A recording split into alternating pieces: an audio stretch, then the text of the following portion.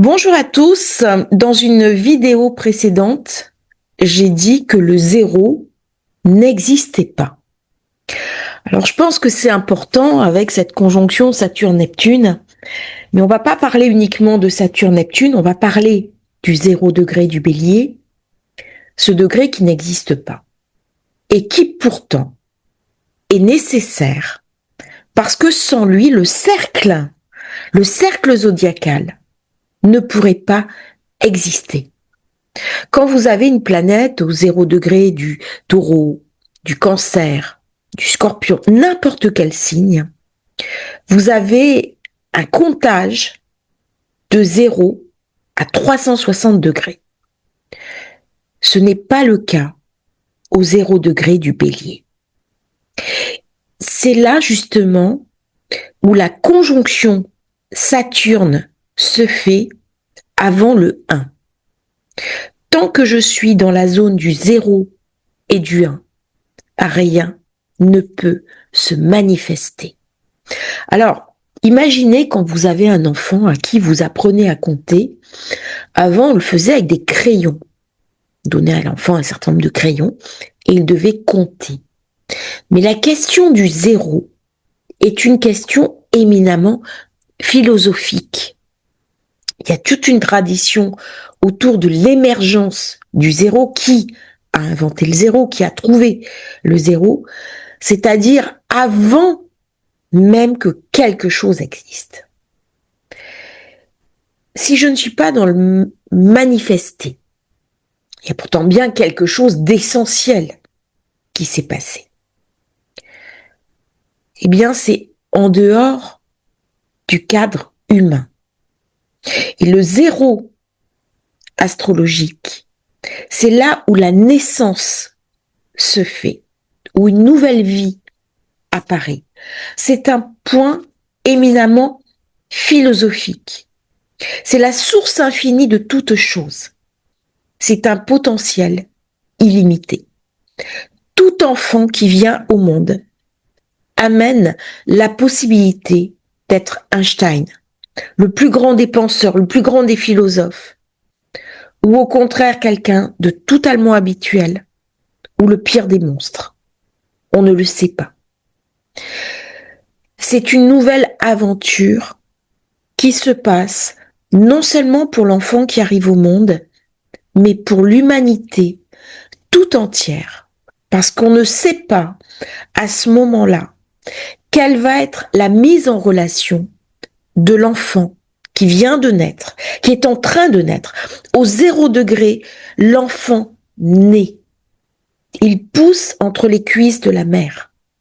C'est une source infinie d'un potentiel illimité et profondément mystique.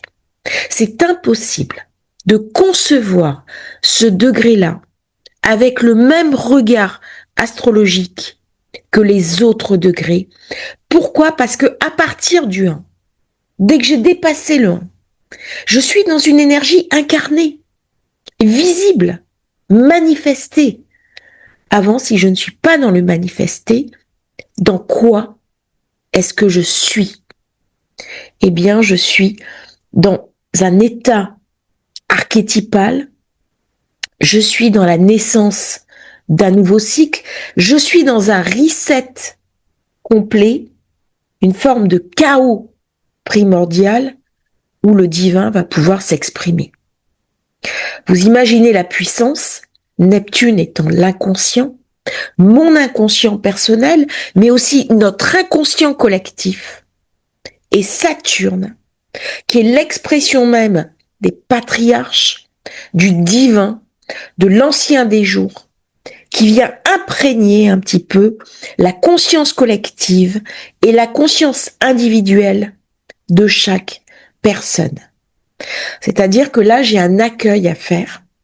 Et cet accueil de ce nouveau download va être rendu possible par toutes les planètes personnelles qui vont passer à leur tour, les unes après les autres, au 0 degré du Bélier pendant le mois de mars et après le mois d'avril pour Mars. qui va finir la marche. C'est un moment clé. Nos ancêtres n'ont jamais vécu ce genre de configuration. Alors forcément, à l'intérieur de nous, ça nous brasse, ça crée de l'hésitation, ça crée de la tension si nous ne sommes pas capables de mettre les mots sur ce qui est en train de se dérouler. Nous aurons Vénus qui passe en bélier le 6. Et heureusement que c'est Vénus. Pourquoi? Parce qu'elle va amener une capacité à cicatriser des vieilles douleurs. Elle va amener de la douceur. Elle va amener de la bienveillance. Nous aurons ensuite le Soleil le 19 mars.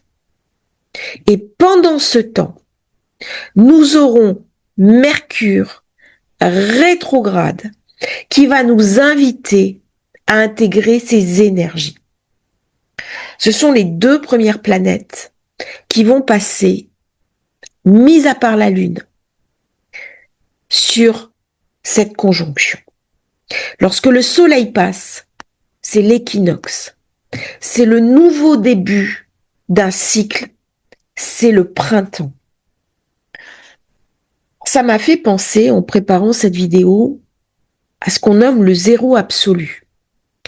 Le zéro absolu, mécanique quantique, c'est la température la plus basse qui puisse exister. Comment je vais pouvoir, par ma spiritualité, ma reliance, parce qu'aborder cette conjonction d'un point de vue purement matériel, astrologiquement parlant, c'est très difficile si je ne resitue pas ce qui se passe dans une dynamique d'ouverture à quelque chose de plus grand que moi, afin de bénéficier du potentiel immense qu'apporte cette conjonction. C'est le vide fécond. C'est l'origine de toute chose et c'est un potentiel absolu. Alors on va me parler bien sûr de dissolution, de renaissance, d'une forme de transfiguration. Parce que dans les états les plus élevés, les plus aboutis, pour couronner un travail sur moi-même, eh bien je suis invitée à renaître à une autre dimension. On a beaucoup parlé de passage 3D, 4D. Chacun met un petit peu les mots qu'il veut sur cette énergie. Et ce point zéro me parle de vacuité.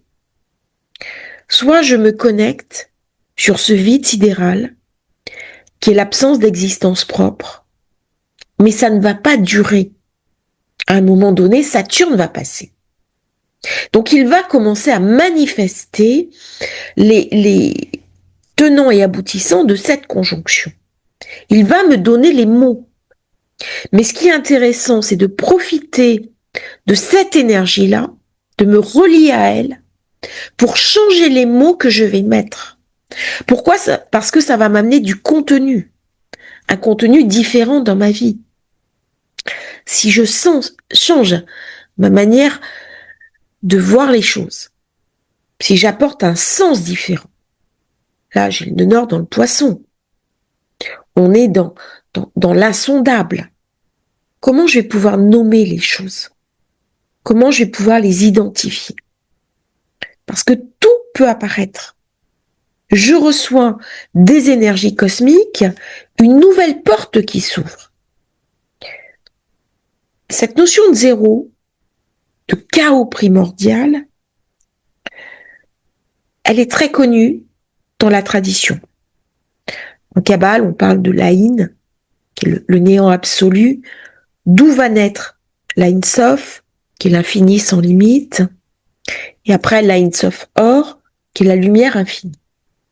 La lumière n'est pas la première chose qui existe, elle arrive après.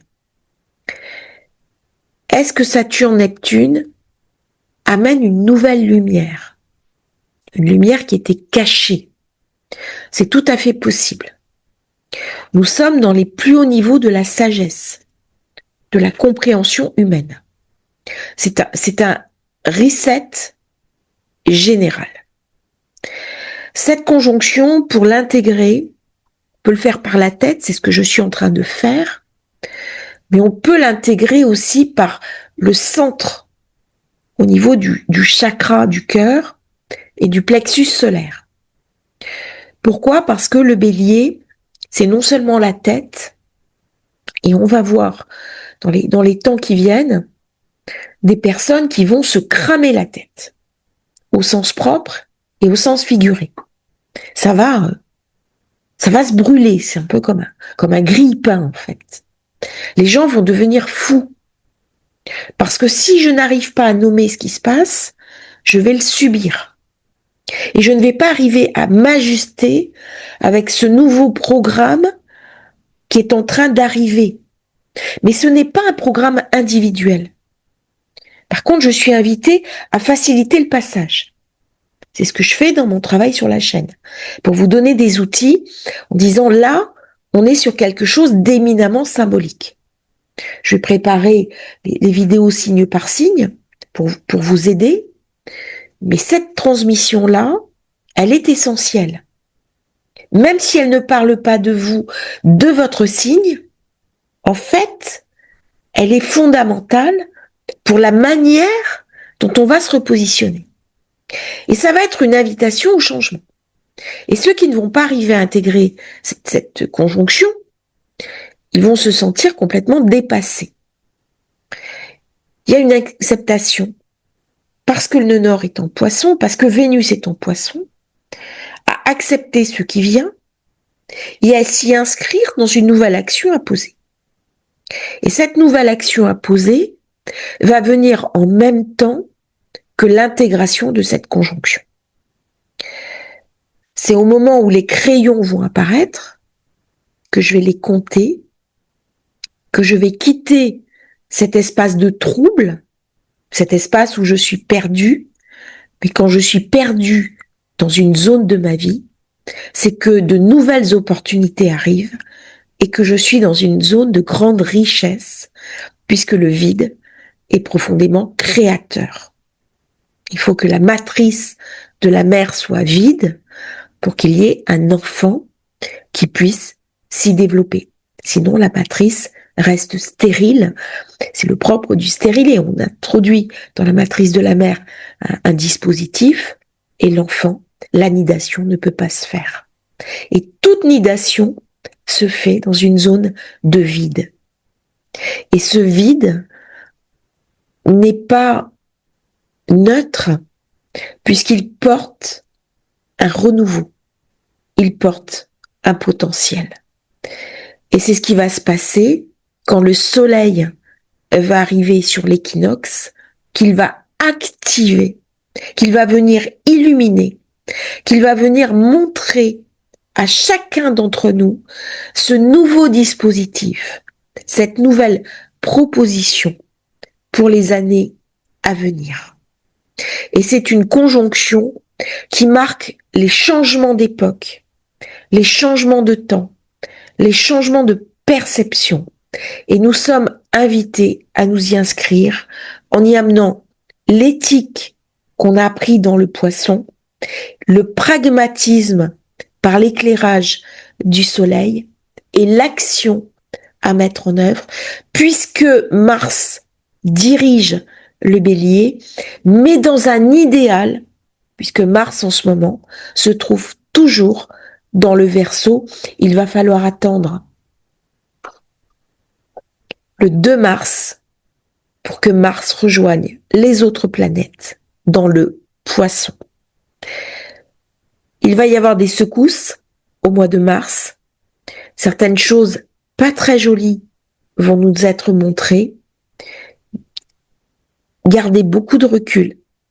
Regardez les choses avec éthique, avec bienveillance et surtout soyez bienveillants avec vous-même dans cette période de profonde transformation. Je vous remercie d'avoir suivi cette vidéo sur le 0, puisque le 0 mène au 1 et le 1 invite au 2, qui est la manifestation pour que l'enfant puisse arriver. L'enfant qui est la manifestation de l'engendrement. Au plan archétypal, il faut bien sûr 2 parents, 2 gamètes, les gamètes masculines et la gamète féminine. Merci à tous. N'oubliez pas de vous abonner à la chaîne. Si vous voulez rejoindre la newsletter dans la description, à bientôt pour un nouveau partage sur Astrologie Facile.